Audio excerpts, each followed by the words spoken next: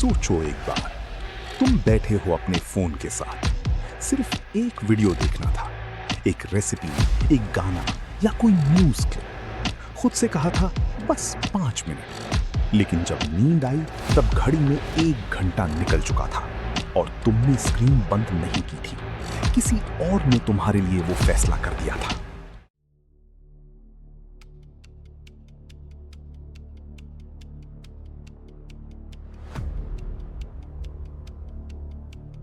उस किसी और का एक नाम है, कोई चेहरा नहीं, कोई दिल नहीं और तुम्हें जाने देने की कोई नीयत भी नहीं। उसका नाम है एल्गोरिदम। आज YouTube सिर्फ एक वेबसाइट नहीं है, ये दुनिया का दूसरा सबसे बड़ा सर्च इंजन है।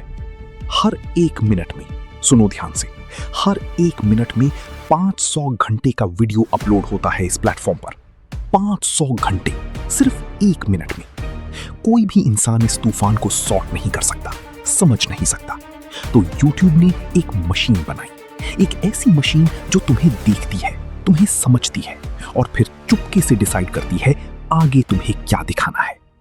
लेकिन यहां वो बात है जो ज्यादातर लोग नहीं जानते।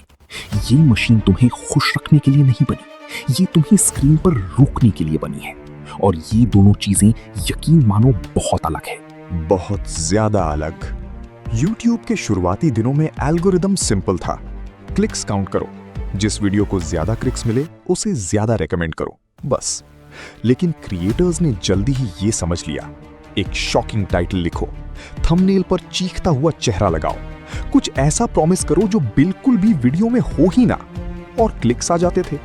वीडियो में कुछ हो या ना हो, क्लिक तो हो चुका था। YouTube जाने अनजाने में डिसेप्शन को रिवॉर्ड कर रहा था। तो 2012 में सिस्टम बदला। अब क्लिक्स नहीं, वॉच टाइम काउंट होगा। जितनी देर तुम वीडियो देखते रहो उतना बेटर रैंकिंग। क्रिएटर्स फिर से अडैप्ट हो गए, वीडियोस लंबी हो गई, इंट्रोज स्लो हो गए, कंटेंट स्ट्रेच होने लगा। लेकिन साथ में कुछ और भी हुआ, कुछ ऐसा जो YouTube ने सोचा ही नहीं था। एल्गोरिदम ने एक पैटर्न डिस्कवर किया और वो पैटर्न बहुत डिस्टर्बिंग था। इमोशनल कंटेंट, खासकर वो कंटेंट जो गुस्सा, डर, आउटरीच या एंजाइटी ट्रिगर करे, लोगों को ज्यादा देर तक स्क्रीन पर रोकता था।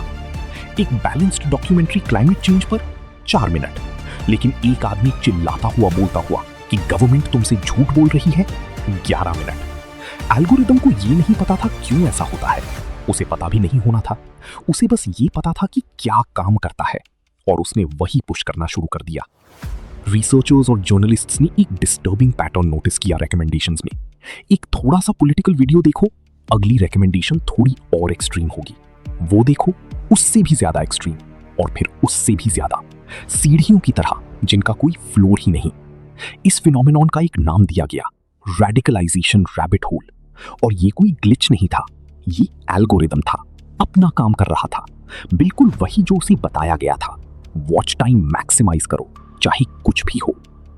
गियूम शैजलॉट, YouTube के एक एक्स इंजीनियर ने सालों तक इस सिस्टम के अंदर काम किया। जब वो बाहर आए तो उन्होंने पब्लिक को बताया, एल्गोरिदम लोगों को रेडिकलाइज करने के लिए नहीं बना था, लेकिन उसने ये सीख लिया कि रेडिकलाइजेशन यूजफुल है।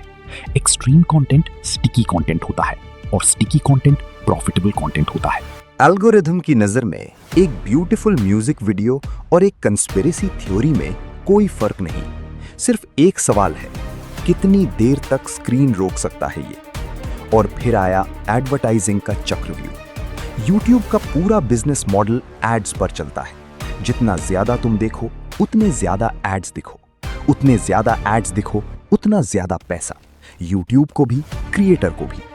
इस पूरे इकोसिस्टम में वो कंटेंट सबसे ज्यादा कमाता था जो इंसान को इमोशनली सबसे ज्यादा तोड़ देता था।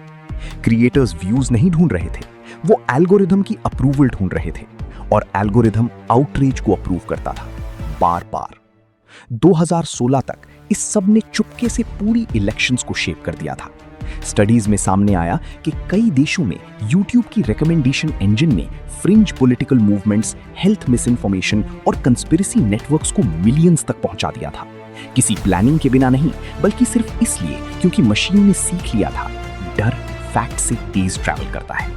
YouTube ने तब से चेंजेस किए हैं कहते हैं बॉर्डरलाइन कंटेंट की रिकमेंडेशंस 70% कम हो गई हैं। इंफॉर्मेशन पैनल्स लाए हैं, हजारों ह्यूमन मॉडरेटर्स रखे हैं। लेकिन क्रिटिक्स कहते हैं ये सब सरफेस पर लिपा हुआ प्लास्टर है, क्योंकि वो कोर इंजन जो एंगेजमेंट को हर चीज से ऊपर रखता है अभी भी चल रहा है, अभी भी सीख रहा है, अभी भी तुम्हारे साइकोलॉजिकल ट्रिगर्स के बारे में तुमसे ज्यादा जानता है।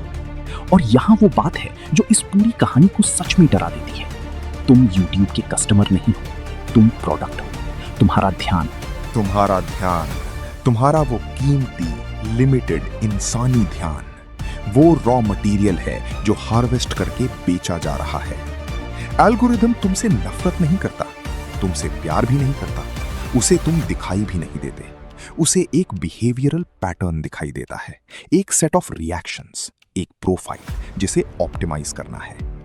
हर बार जब तुम क्लिक करते हो, पॉज करते हो, रीवॉच करते हो, शेयर करते हो, तुम उसे फीड कर रहे हो, सिखा रहे हो, उसे और स्मार्टर बना रहे हो, अपने आप के अगेंस्ट।